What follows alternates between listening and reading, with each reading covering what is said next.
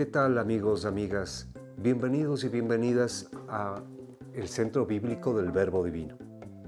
El día de hoy queremos hacer una pequeña introducción y motivación al taller bíblico número 12, titulado Pablo, su vida y sus comunidades.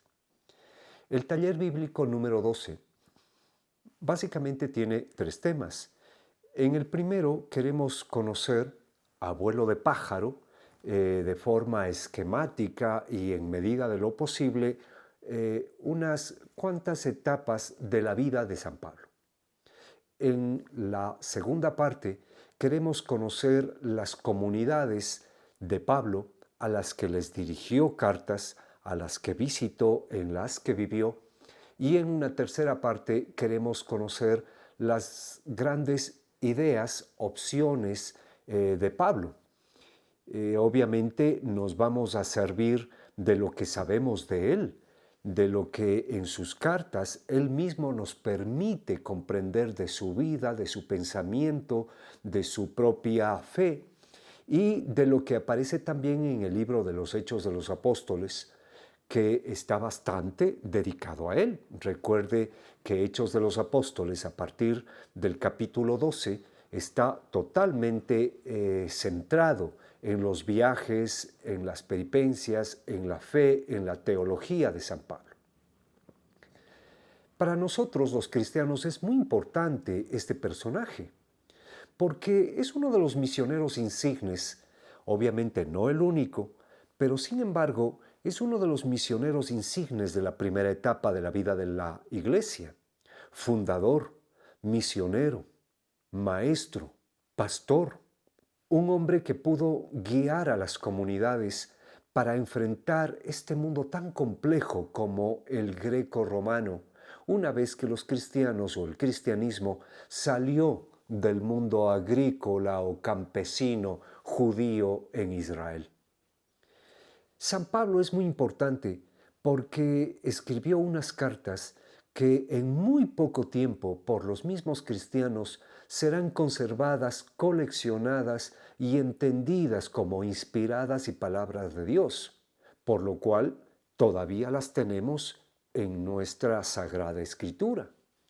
También es importante porque incluso antes de que termine el siglo I de nuestra era, algunos autores cristianos se inspiraron en Pablo, tomaron su nombre como seudónimo o escribieron sus textos siguiendo el mismo esquema literario de Pablo. Ciertamente Pablo marcó la vida del cristianismo en la segunda mitad del siglo I. Pablo marcará hasta el día de hoy nuestra vida cristiana, porque con sus textos nos va ayudando a comprender cómo construir comunidad, cómo construir servicio en comunidad y cómo movernos en un mundo tan complicado ayer y hoy. En todo caso, Pablo seguirá siendo un personaje leído y releído en su tiempo y hoy en día. Bueno, comencemos. En el primer tema de este folleto bíblico número 12, nos dedicamos a conocer rápidamente la vida de Pablo. Nos apoyamos en los libros de los Hechos de los Apóstoles, pero también en datos que el mismo Pablo nos deja en sus cartas. Ciertamente hay otros autores, no necesariamente bíblicos, que nos hablan de Pablo, pero no dan datos importantes como para hacer un perfil de su vida. Por cierto, una biografía exacta es difícil. Sin embargo, hay datos suficientes para organizar su vida en varias etapas. Por ejemplo, sabemos que Pablo, desde su nacimiento, posiblemente en el año 5 después de Cristo, hasta sus 28 años, fue un judío fervoroso, practicante. Así nos lo dice él mismo en las cartas a los Gálatas, en Filipenses, o así nos lo presenta el libro de los Hechos de los Apóstoles. Un judío practicante y fervoroso, perteneciente a la secta de los fariseos, de una familia rica y acomodada posiblemente, en la ciudad de Tarso, en las costas de Asia Menor, en la actual Turquía. Este judío fervoroso, sin embargo, era también muy inquieto y muy preocupado por su propia fe. Seguramente en su vida como judío en medio de un pueblo griego como es el de la ciudad puerto de Tarso, se sentía muy angustiado por cómo ser judío en esas nuevas circunstancias. O a lo mejor se sentía muy preocupado sobre si lo que la teología farisea es lo que realmente un judío tenía que vivir en medio de este pueblo tan conflictivo como es el greco-romano. Una segunda etapa de la vida de Pablo parece llegar justamente hacia sus 28, 29 años. Hechos de los Apóstoles, capítulo 9, nos habla de la presencia del joven Saulo de Tarso en Jerusalén para solicitar cartas al sumo sacerdote del templo para llevar a las sinagogas de Siria y traer presos a los cristianos, ya que en Siria, con gobierno greco-romano, no se podía tomar presos por motivos religiosos a estas personas. En estas circunstancias aparece por primera vez el joven Saulo en Hechos de los Apóstoles. Y ahí se nos da pistas de su conversión. Ciertamente Hechos nos habla de una conversión sobrenatural en el camino a Damasco, una gran luz que lo tumba del caballo y lo deja ciego, una luz que lo guía hasta Damasco, hasta encontrarse con alguien e ingresar a una comunidad donde recuperará la vista. Pero este esquema de la conversión de Pablo parece ser un esquema, como he dicho, de toda conversión. ¿Cómo se convirtió Pablo al cristianismo? ¿Cómo conoció Pablo a Cristo? ¿Cómo adoptó su nuevo nombre en lugar de Saulo, Pablo? Algún día lo sabremos. Cuando le tengamos frente a frente, le preguntaremos. Por el momento, lo que sabemos es lo que los textos nos permiten saber. Pablo se convierte al cristianismo y con el mismo fervor que vivía su fe judía desde la postura farisea, ahora vive el cristianismo. Pablo será un cristiano apasionado, fervoroso, entregado, un cristiano que se lanza, que se arriesga, podríamos decir en un buen sentido, que se obsesiona con su propia fe.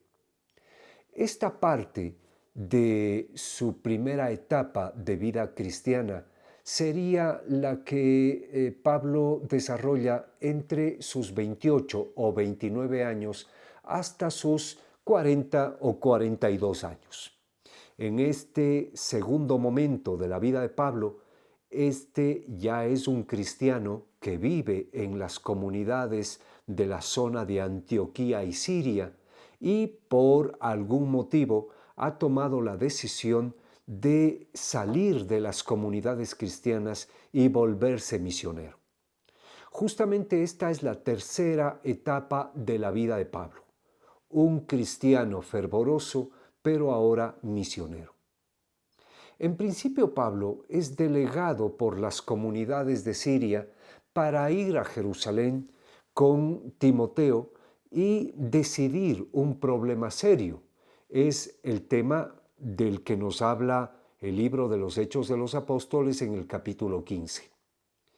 A los cristianos convertidos al cristianismo sin pasar por el judaísmo, debe exigírseles la circuncisión o asumir el judaísmo como requisito previo a ser cristiano? Ese era el tema, ese era el problema. El pobre Pablo, siendo judío, se encuentra en esta gran encrucijada. Tiene que mediar entre los cristianos que dicen que primero hay que ser judío para luego ser cristiano, y entre los que dicen que el cristianismo es algo distinto, que solamente debe centrarse en la fe en Jesucristo y no pasar por el requisito de la ley de Moisés. Pablo, siendo judío, opta por apoyar a aquellos que han conocido a Cristo y desde su conocimiento, desde su fe y desde su discipulado de Cristo, asumen una nueva vida, la vida en Cristo. Con este tema, Hechos de los Apóstoles nos dice que Pablo es enviado a Jerusalén a tomar una decisión junto con los 12. En Hechos 15, este episodio es conocido como el del Concilio de Jerusalén, donde la decisión fue justamente no imponer la ley de Moisés o la circuncisión a los nuevos convertidos de Siria en Antioquía y Damasco. Pablo regresará a esas ciudades con la noticia de la decisión tomada, pero justamente a partir de esto se decidirá a ser misionero. Comienza a visitar comunidades cristianas, posiblemente fundadas con anterioridad por misioneros de Antioquía o Siria, o se dedicará a visitar a cristianos que viven al norte de Siria, en torno a los cuales irán surgiendo comunidades que conoceremos o que comprenderemos como fundadas por Pablo. ¿Será este el primer viaje misionero? En todo caso, más allá de intentar esquematizar los viajes misioneros de Pablo, lo que nos interesa es que Pablo siente la necesidad de anunciar el Evangelio. Pero no solamente él. Con él muchos hombres y mujeres se volvieron misioneros en esta tercera etapa de la vida de Pablo. En sus cartas nos da nombres, misioneros estables y misioneros itinerantes, hombres y mujeres que le acompañaron, que hicieron equipos, que se organizaron, que pensaron, que sufrieron las vicisitudes de ese inmenso territorio lleno de peligros, de problemas, de distancias, de dificultades, pasando hambre, frío, asalto, incomprensiones, castigos, exclusiones e incluso conflictos internos. Nos menciona a Bernabé, Silas, Timoteo y muchos hombres y mujeres que nunca sabremos realmente quiénes fueron, de dónde vinieron, pero entregaron su vida como misioneros y misioneras, compañeros de Pablo. En esta etapa, Pablo tiene que enfrentar un conflicto que está en el corazón de las comunidades cristianas, justamente el que aparentemente se aclaró en el Concilio de Jerusalén. ¿Cuál es el centro de fe de estas comunidades? ¿La ley de Moisés o la fe en Jesucristo? ¿Cuál es la clave de la salvación? ¿La ley de Moisés o Jesucristo? ¿Qué es el pueblo de Dios? ¿El pueblo unido por una legislación y un mismo color de piel? ¿O un pueblo unido por un estilo de vida como el de Cristo? ¿Cómo Dios nos habla? ¿O en la Torá, en la identidad cultural de Israel? ¿O en la comunidad que se reúne para vivir el proyecto de Cristo? En todas las cartas que Pablo dedicará en su cuarta etapa, Pablo nos presentará este problema. Pero este problema que digo está presente en las cartas, lo estaba también en las comunidades cuando Pablo era misionero. Él se encontrará con comunidades que tienen ya este conflicto, que tienen esta duda, y tratará de ir aclarando o tratará de ir encaminando a las comunidades a este estilo de cristianismo centrado en la fe en Cristo, que es lo que nos salva, y no tanto en el cumplimiento de las obras de la ley de Moisés, como afirmaban los cristianos judaizantes. Esta vida de misionero que transcurre entre los 41 o 42 años y 56, 57 años, es relativamente corta, pero profundamente rica y conflictiva. Pablo no solamente será misionero visitando comunidades ya fundadas por él o por otros, sino que se aventurará a un mundo que no conoce el cristianismo. En Hechos de los Apóstoles 18 se nos habla de Pablo que decide elevar su vida misionera a otro nivel, entrar al mundo greco-romano donde el cristianismo era desconocido. A partir de aquí, Pablo no solamente es misionero itinerante, sino también es organizador y fundador de comunidades.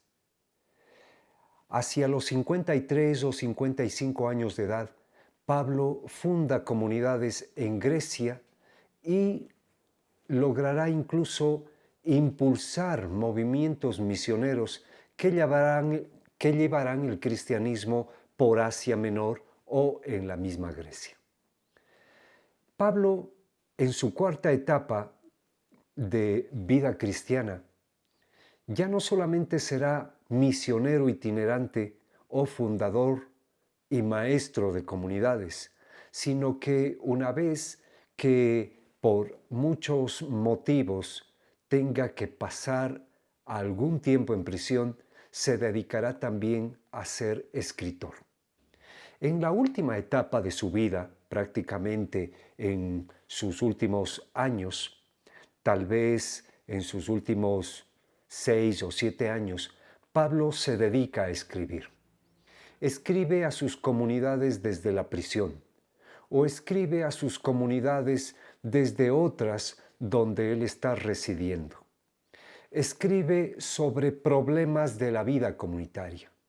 No quiere escribir grandes tratados teológicos, sino más bien temas de la vida real de las comunidades. Quiere tratar temas que llamamos hoy pastorales, sobre el tema del servicio, la familia, el amor, la misericordia, etc.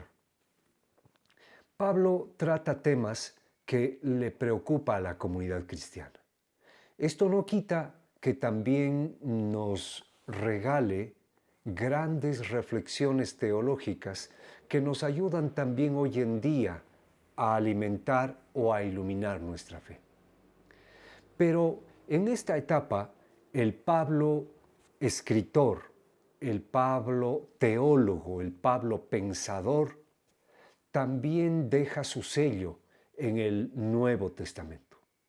Escribirá cartas a los corintios, a los tesalonicenses, a los filipenses, a los efesios y finalmente, cuando hacia sus 60 y algo más años esté viviendo en Corinto, decidirá hacer un viaje a Jerusalén donde será tomado preso y llevado finalmente a Roma, donde morirá, posiblemente entre los años 65 y 66, tal vez después de unos 6 o 5 años de prisión en Roma.